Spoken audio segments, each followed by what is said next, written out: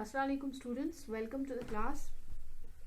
Today in this class we'll start with another subtopic, that is silk, which is from fiber to fabrics of class 7th. So silk is actually a natural fiber which is obtained from animals. So it means that it is an animal fiber. ये एक animal fiber है क्योंकि हम इसको obtain करते हैं from animals से.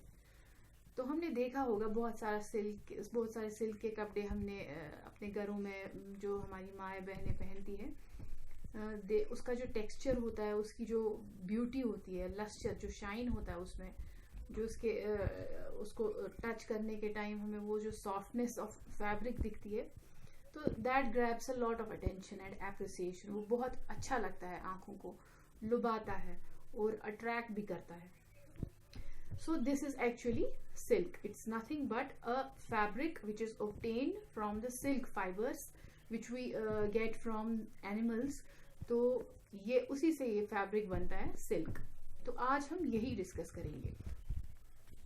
तो हमने देखा होगा, we have come across this term several times कि silk क्या है, ये कहाँ से आता है, ये silk fiber से बहुत महंगा है, बहुत अच्छा है दिखने में. So let's now understand what silk is and इसके जो फाइबर्स है हम कहाँ से ऑब्टेन करते हैं. To start with, can you tell me, आप लोग मुझे बता सकते हो कि ये सोर्स जो है सिल्क फाइबर्स का, ये कहाँ का है? इज इट अ प्लांट और एन एनिमल? ये जो हमारे सिल्क के फाइबर्स है ये कहाँ से मिलते हैं? ये एनिमल से मिलते हैं कि प्लांट से मिलते हैं? Yes, it's an animal. ये एनिमल से मिलते हैं, जैसा मैंने आपको इंट्रोडक्शन में ही बोला. It's an animal fibre. So we obtain these silk fibers from animal. ये असल में एक छोटी सी वर्म होती है जिसको कि हम सिल्क वर्म कहते हैं, जो कि हमें ये सिल्क थ्रेड्स देती है. लेकिन हम जो ये सिल्क थ्रेड्स जो ये देती है, ये इतना छोटा सा क्रिएचर है, मतलब इतना टाइनी इंसेक्ट है ये सिल्क वर्म. तो ये कितना थ्रेड हमको देगी एट अ टाइम? ये जो सिल्क वर्म है ये एट अ टाइम हमको कितना थ्रेड देगी? So let's get to know the complete process. इसका जो सिल्क वर्म का जो ये लाइफ साइकिल है, और इसके लाइफ साइकिल के दौरान ये हमें किस स्टेज पर आके ये सिल्क फाइबर्स ऑब्टेन हम करते हैं इससे. तो ये हम सारा कंप्लीट जो इसका प्रोसेस है वो स्टडी करेंगे. So to begin with the first stage, उसमें फर्स्ट स्टेज में आता है कि जो ये फीमेल मॉथ है ये एग्स ले करती है. अब मैं यहाँ पे आपको थोड़ा सा इंट्रोडक्शन दूँ, यहाँ मेल मॉथ और फीमेल मॉथ के इसमें डिस्टिंग्विश करती हूँ कि जो ये मेल मॉथ होता है वो साइज में छोटा होता है, it's shorter in size as compare to female moth. Female moth जो है वो लार्जर होती है, बड़ी होती है साइज में. और जो ये मेल मॉथ होता है ये एक्टिव होता है एज कंपेयर टू फीमेल उतना एक्टिव नहीं होती है.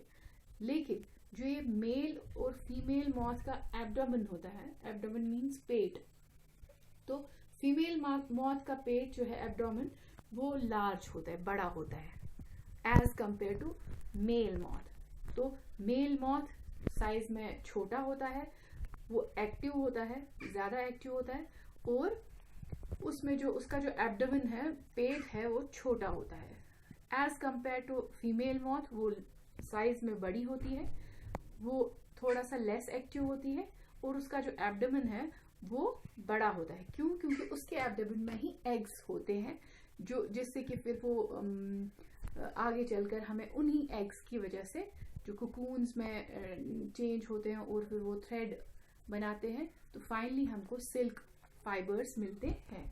So it's because of this female moth जो कि ले करती है एग्स. अब वो ले कहाँ पर एग्स करती है? Preferably on mulberry leaves. ये हमेशा जो है मॉथ, जो ये सिल्क मॉथ है, silk moth preferably mulberry leaves पर ही एग्स ले करती है. तो ये तो था पहला egg stage.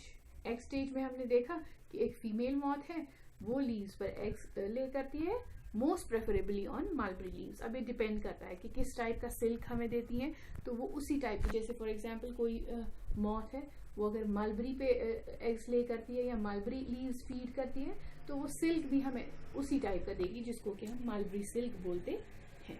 So let's come to our next stage. तो नेक्स्ट स्टेज जो है वहां पर एग्स डेवलप होते हैं इनटू लार्वा में. लार्वा बनता है and they appear somewhat like worms की शेप में वो बनते हैं, वर्म लाइक स्ट्रक्चर्स, जिसको कि हम फिर कहते हैं सिल्क वर्म। उसको एक और नाम है कैटरपिलर। तो ये लार्वा जो है, ये इसका जो साइज है वो बढ़ता रहता है। क्यों बढ़ता रहता है? क्योंकि ये फीड होता रहता है मलबरी लीव्स पे, और इसकी जो ग्रोथ भी है वो ग्रेजुअल होती है, स्लो होती है इनकी ग्रोथ, क्योंकि ये बड़े आराम से इस पर फीड करता है, मलबरी लीव्स पर खाता रहता है ये मलबरी लीव्स और ग्रो करता रहता है। So the process is gradual. और जो इसके स्टेज है ग्रोथ के, उनका एक साइंटिफिक नाम है, मतलब अब इनके स्टेज है, ग्रो करने के इनके स्टेज आते हैं जिनका कि एक साइंटिफिक नाम है जिसको हम बोलते हैं इंस्टार। तो इसका मतलब है कि ये फेजेस में जो है इसकी जो ग्रोथ है वो डिवाइड होती है। Moulting process, between two moulting processes of the insect larva, यानी एक इंस्टर, फिर दूसरा इंस्टर, फिर तीसरा इंस्टर एंड सो ऑन। अच्छा, अब जब ये लार्वा ग्रो होता है इनटू डिफरेंट इंस्टर स्टेट्स, तो जिसकी वजह से फिर ये अपने आप को अच्छे से फीड कर पाता है, इनफ फीड करता है। तो जब ये खुश होता है अपनी इस पूरी, मतलब जो इसने फीड किया होता है उससे उसका पेट फुल होता है, then once the larva is content with the amount of food consumed, that is leave, जो इसका ये है, उसके बाद ये एंटर करती है नेक्स्ट स्टेज में, जिसको कि हम बोलते हैं रेस्टिंग फेज। यहाँ पे जो है इस स्टेज में, जैसे कि हम इंसान, हमको जब हम रेस्ट करते हैं तो हमको क्या चाहिए होता है? एक कम्बल, एक अच्छा सा बिस्तर, और उसके अंदर गर्मी थोड़ी बहुत, तो वी स्टार्ट स्लीपिंग और rest, we start taking rest. हमको एक कोजी कवर चाहिए अपने इर्द गिर्द, जस्ट लाइक अ ब्लैंकेट, तो ताकि हमें नींद आए। सिमिलरली जो है इन लार्वाज में भी है, they try to make a cover around them, ये अपने इर्द गिर्द कवर क्रिएट करते हैं, जिससे कि मतलब जो स्क्रीट करते हैं असल में ये स्लाइमी थ्रेड लाइक स्ट्रक्चर्स अपने मुंह से। तो ये जो थ्रेड लाइक स्ट्रक्चर्स है ये पूरे अपने जिस्म से, स्टार्टिंग विद हेड, फिर एक इनकी जो डायरेक्शन है, जैसा मैंने यहाँ पे इसमें दिखाया हुआ है चार्ट में, कि ये इस डायरेक्शन में ये वर्ल करते हैं अपने इर्द गिर्द ये मतलब वर्ल करते हैं, स्वर्ल करते हैं इन ऑल डायरेक्शंस, और स्क्रीट करते रहते हैं ये अपने मुंह से ये थ्रेड्स को। As a result of this movement, a thick coat of threads जो है, एक अच्छा सा कोट जो इन दागों का है, वो इनके बॉडी के इर्द गिर्द बना हुआ होता है, जिसको कि हम कुकून कहते हैं। जैसा मैंने यहाँ पे डायग्राम में दिखाया हुआ है ये लाइफ साइकिल, उसमें ये दिखाया है कि कुकून, तो ये बिल्कुल ऐसे ही एक कुकून तैयार करते हैं। और ये कुकून जो है ये बड़ा ही इंटरेस्टिंग एक सब्जेक्ट है, जिसको कि ये कहते हैं कि it is this structure that will give us the silk. इसी स्ट्रक्चर की वजह से हमको फिर ये सिल्क देता है। जो ही ये कुकून बनता है और जो लार्वा इसमें होता है ना अंदर से, ये प्यूपा जिसको हम बोलते हैं, तो ये रेस्ट कर रहा होता है वहां पे। फिर ये वहां से एक दूसरी स्टेज में एंटर होता है, जिसको कि हम प्यूपा स्टेज कहते हैं। यानी कि जब कुकून बनता है उसके अंदर जो ये कैटरपिलर होता है, दैट चेंज इनटू प्यूपा, और ये इसी कुकून में रेस्ट कर रहा होता है। अब तो रेस्टिंग स्टेज चली गई, प्यूपा स्टेज आ गया।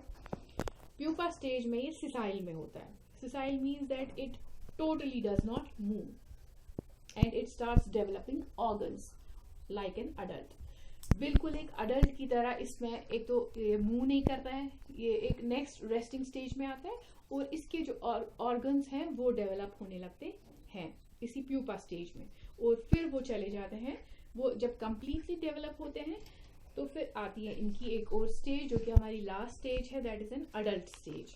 अडल्ट स्टेज में ये जो मॉथ है अब ये बिल्कुल मैच्योर हो गया होता है and is ready to break the cocoon and fly away.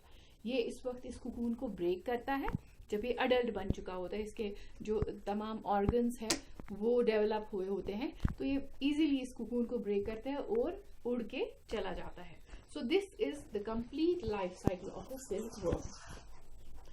तो अब अगर आपको इजीली कोई मतलब you can I think easily answer, अगर आपको कोई इस सिल्क वर्म के बारे में कोई क्वेश्चन पोज करें, क्योंकि इसमें अब 4 स्टेज आती हैं जो मैंने इस पे दिखाया हुआ है चार्ट पे। 4 डेवलपमेंटल स्टेज। पहला तो एग स्टेज है, where the silkworm lay eggs. उसके बाद लार्वल स्टेज आता है, एग्स चेंज इनटू लार्वा।